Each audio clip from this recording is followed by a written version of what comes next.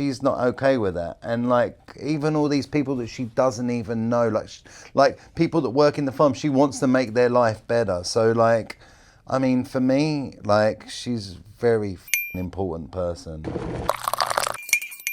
I'm Richard Hart. What do you do? I'm a baker.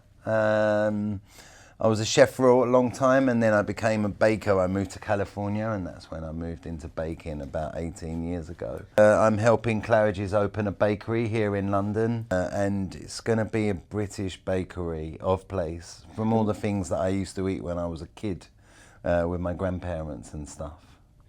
I live in Mexico City. I've been living there for the last 3 years. It's incredible. I fucking love it. So I have some bakeries in different places. I have Green Rhino in Mexico City. It was named by my third son, Jude. Show me the tattoo. There he is.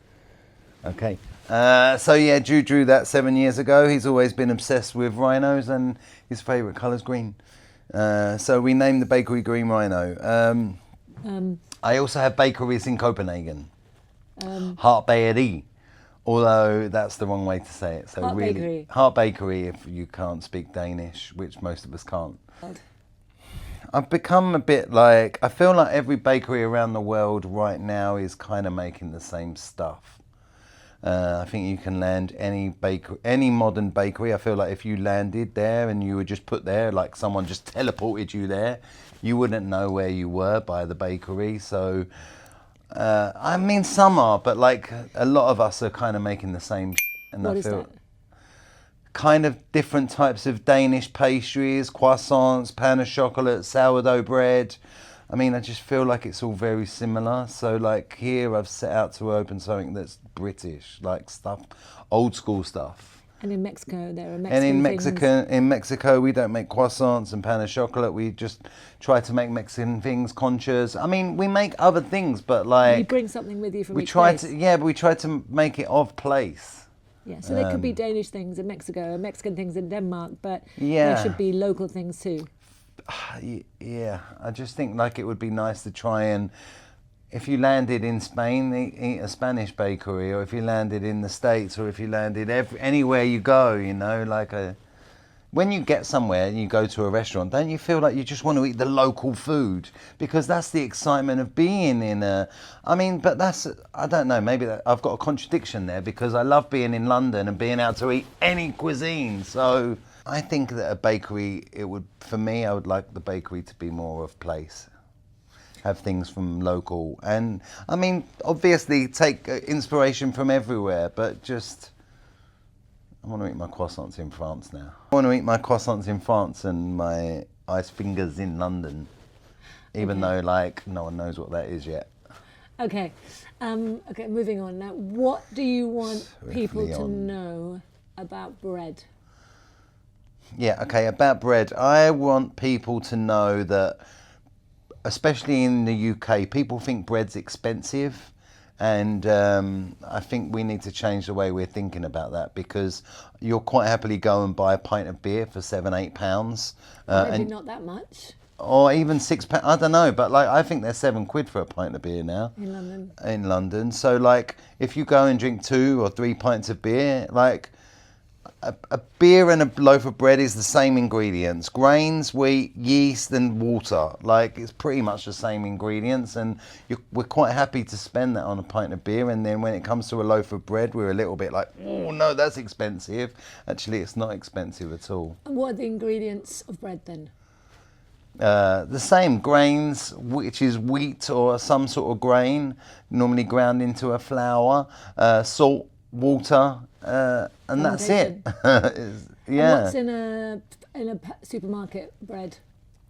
Supermarket bread is an ultra processed food. That's it. Like it's the same as eating like any kind of junk food, whether it's a packet of crisps or, I mean, you know what you're getting into, but you don't always know what you're getting into with a loaf of bread. But if you go and look at the ingredients of a loaf of bread, it's packed full of ingredients that you're probably best not to eat. What's the ultra processed food? I think in Britain the highest consumption of ultra processed food we have is through our bread. And what does ultra-processed food mean to you? I mean, ultra-processed food would be a mixture of chemicals and ingredients to keep this bread fresh for way past the time it should be fresh. And these ingredients are made in a lab, and who knows what the hell they're made out of, but they're not good for you. How do you know what they are? What do you mean? Well, how do you know if it's an ultra-processed food if you're looking at a list of ingredients? Well, I mean, if it's not, if it's an ingredient you don't understand what it is, I mean, a loaf of bread is wheat, water, salt. So anything above that is already something you probably shouldn't be Yeah, but I mean, eating. it could be like sesame seeds or... Yeah, I mean, okay, so natural foods, then yes. But if it's an ingredient that your grandma didn't know what it was, then it's very likely to be an ultra-processed food. Okay, something you don't have in your store cupboard. Something that's not in your kit. Well, yes, something that's not, in your kitchen or a regular product. Yeah, I mean, generally, from what I understand, from what I've heard, if you're in a supermarket, anything in the middle you shouldn't eat. It's just all the things around the edge. So that's vegetables, meat and fish, dairy. That's it. Oh, that's interesting. Apart from tea, of course. Yeah, well, tea from the supermarket, except for maybe Waitrose that sells rare tea, don't drink that either, because that's just as harmful to people who make it. It could be, yes. Okay, so what else? Anything you want to tell people about those ingredients, flour or Ingredients. what do people not know about flour? I guess like flour, it doesn't last. It doesn't keep forever. You know, you can't just keep it in your cupboard and use it 2 years later. I mean, it's a natural product that's grown. You should make sure that it's been grown responsibly. I'm not so necessarily worried about an organic stamp, but make sure that it's been grown responsibly, meaning it's not sprayed with chemicals and pesticides, which are pretty harmful for you to ingest. Yeah, so that's flour, but other ingredients too, like I'm a little bit obsessed with where my ingredients have come from. Where my chocolate comes from. I want to know that the person who's made the chocolate knows the farm or the farmer who grew the cacao. Same with coffee, same with tea. I think we need to start asking questions about where these things actually come from and who grew it, because it's a very exploitative world. And if you're buying something for cheap, that means someone along the line is getting it in the neck. Well, it usually does. It often does. Yeah. It really does. Well, with chocolate, I mean, it's a same with coffee and tea. Yeah. Same world. Yeah, it's the same thing. And so I think we can make choices for humanity we can make better choices which help humans. And the planet. And the planet, and I think that makes sense, no? Yeah, why not? I mean, for sure, why not? Yeah, so... Is that like tea? It's with tea, just buy Rare Tea Company tea. Anything else, don't fucking bother. Before I fell in love with the tea lady, I used to drink tea bag tea and and I used to think that was really good tea. It was English breakfast. I would make it really strong and I would have milk in it the same as all the other English people. You know, I grew up drinking it. I would probably have 4 or 5 cups of tea a day. I love tea. As soon as I fell in love with the tea lady, I realised that those types of tea are actually harming people, and my choices are really, really do matter. So for a little bit extra money, which isn't a lot, it's a tiny bit extra, I can buy really good quality tea that not only tastes better, actually helps the people who are making it. Yes. And I think that's an important thing to do in your life. So, Ingredients. okay. Ingredients, I would say chocolate, tea. Just care about where your things come from. You shouldn't be ingesting chemicals, and you shouldn't be buying things that are harming someone who's making it. Yeah. What else do you want people to know? What do you want people to know about you, Richard Hart? I moved to Mexico 3 years ago, and people say, why did he move to Mexico? I mean, I had a good business in Copenhagen, and I was partnered with the best chef in the world, Rene Redzepi, who's a legend. So Anyway, aside from that, I moved to Mexico, and everyone's like, but why Mexico? Why'd you move to Mexico? I moved to Mexico to be nearer to my kids. In Copenhagen, I split up with my first wife, and she took the kids back to the United States. So although my career was on fire, my heart was broken, like completely broken, and I was really lost, and I didn't know how to carry on being a father from Copenhagen. So I moved to Mexico to be closer to the boys. So now I see them every month.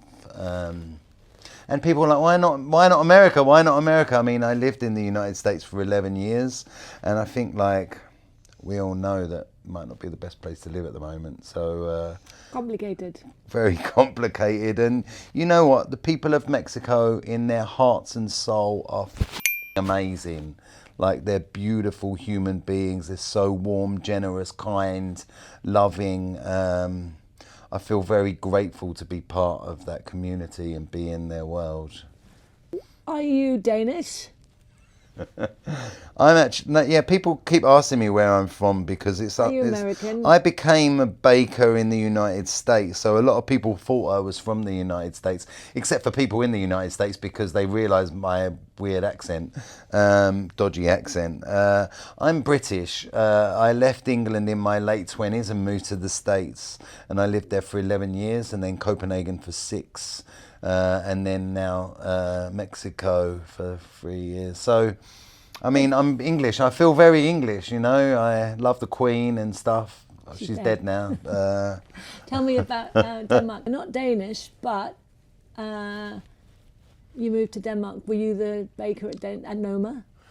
Oh, no, I wasn't. People do ask that, was I the baker at Noma? I was never the baker at Noma.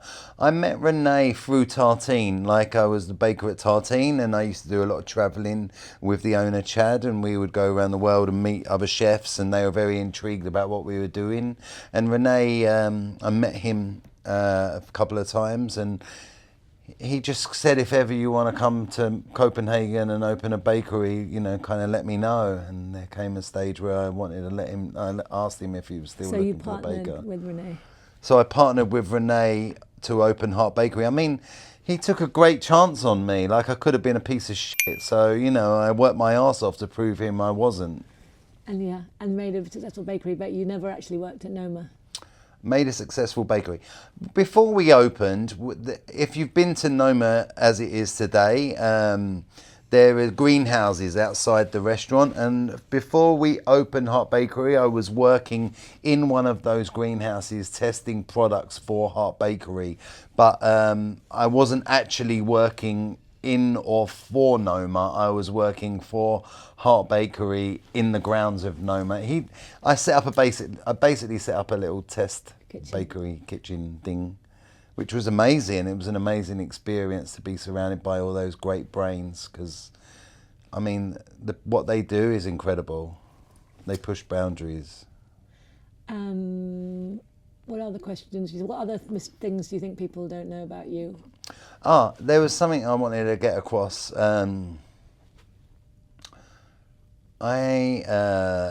I tell this to a lot of young cooks that I meet, and like, there's a lot of young cooks coming to Green Rhino who are in like culinary schools and stuff, and I just want the world to know that, or not the world, I just want people to understand that it's possible to make amazing, delicious food leading your team with love. I love all my team. I treat everyone with respect.